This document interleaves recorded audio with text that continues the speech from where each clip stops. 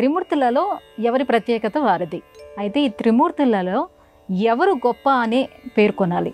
త్రిమూర్తులలో ఎవరు గొప్ప అనేటువంటి ప్రశ్న అసలు మనం వేసుకోరాదు. త్రిమూర్తులకే ఉనికి లేదు. ఎవరి వల్ల ఉనికి కలుగుతుంది అంటే పరబ్రహ్మ వల్ల ఉనికి కలుగుతుంది.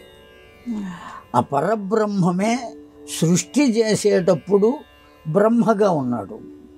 ఆ పరబ్రహ్మమే స్థితి చేసేటప్పుడు విష్ణువుగా ఉన్నాడు.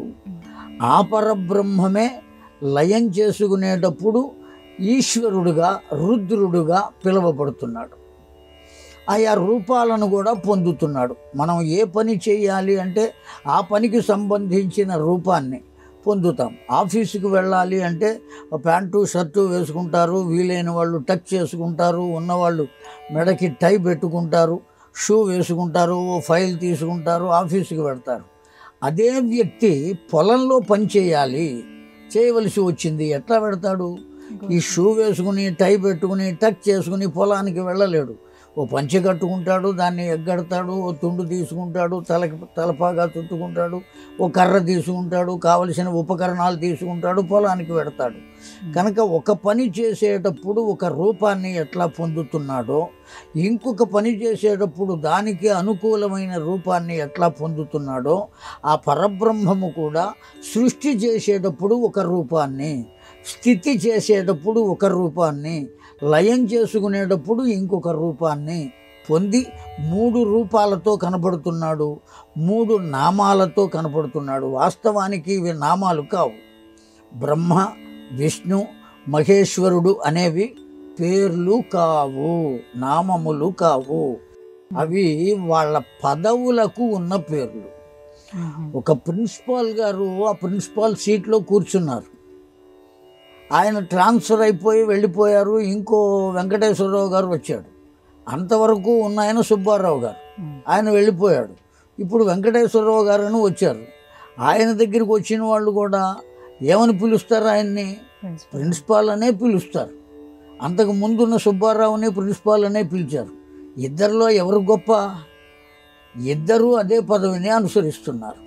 కనుక అక్కడ ఎవరు ఉన్నారు అనేది కాదు సమస్య. ఆ బ్రహ్మ అనేది ఆ పదవి యొక్క పేరు, విష్ణువు అనేది ఆ స్థితికర్త యొక్క ఉద్యోగం, ఈశ్వర అనేది ఆ లయకర్త యొక్క పేరు. అంతే తప్ప ఉన్నది ఒక్క పరబ్రహ్మమే. ఈ 3 రూపాలు ఆయనే పొందుతున్నాడు. ఆ కర్మలు కూడా ఆ పరబ్రహ్మమే చేస్తున్నాడు. సృష్టి చెయ్యకపోతే స్థితి చేసే అవకాశం లేదు. కనుక ఎవరు గొప్ప అనాలి? బ్రహ్మ గొప్ప అనాలి. ఒకవేళ సృష్టి చేశారు, చేసిన సృష్టిని పెంచి పెద్ద చేయకపోతే ఈ సృష్టి అంతా ఏమైపోతుంది? పాడైపోతుంది. కనుక స్థితికర్తయే గొప్పవాడు అని అనుకుంటే వీర్లేదు. అసలు సృష్టి లేకపోతే స్థితి ఎట్లా చేస్తాడు ఆయన? కనుక స్థితికర్త గొప్పవాడే. ఈ ఉన్నటువంటి సృష్టి మొత్తాన్ని కాలం ఎప్పుడైతే ముగిసిందో లయం చేయకపోతే దేశంలో అసలు మానవులు కానీ ఇంకొక రకమైన జీవరాశులు కానీ నిలబడే అవకాశం ఉన్నదా? లేదు. ఉన్న సృష్టి అంతా మరణించకుండా అలాగే ఉండిపోయింది అనుకోండి, అప్పుడు ఎవరు ఎక్కడ ఉండగలిగే స్థితి ఉన్నది?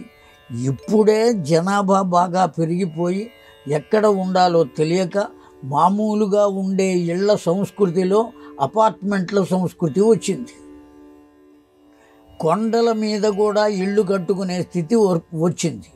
ఎందువల్ల అంటే ఉండే చోటు లేక, ఉండడానికి అవకాశం లేక ఆ విధంగా కట్టుకునే పరిస్థితి వస్తే అసలు ఉన్న సృష్టిని లయం చేయకపోతే ఎక్కడుంటారు? ఎవరు ఏ విధంగా ఉంటారు? అప్పుడు మొత్తం ప్రళయం కన్నా భయంకరమైన స్థితి ఏర్పడుతుంది. అందువల్ల లయం చేయవలసింది. స్థితి చేసిన దాన్ని లయం చేయకపోతే మళ్ళీ సృష్టి కష్టం. కనుక లయకర్తే గొప్పవాడు అంటానికి అవకాశం లేదు.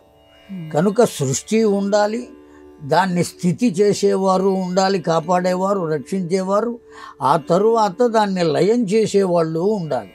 కనుక ఈ 3 ఎవరు గొప్ప ఎవరు గొప్ప కాదు అనేటువంటి సమస్యే లేదు.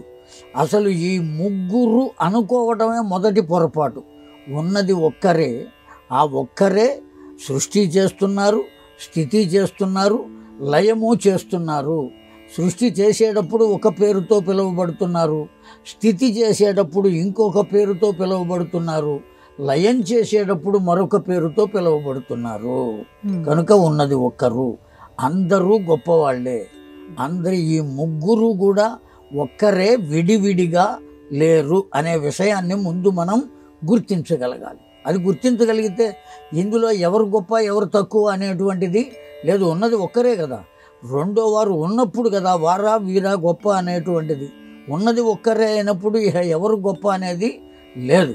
అదే కనుక ఇందులో ఎవరు గొప్ప అనేటువంటి సమస్య లేదు. ఆ విధంగా మనం భావించరాదు.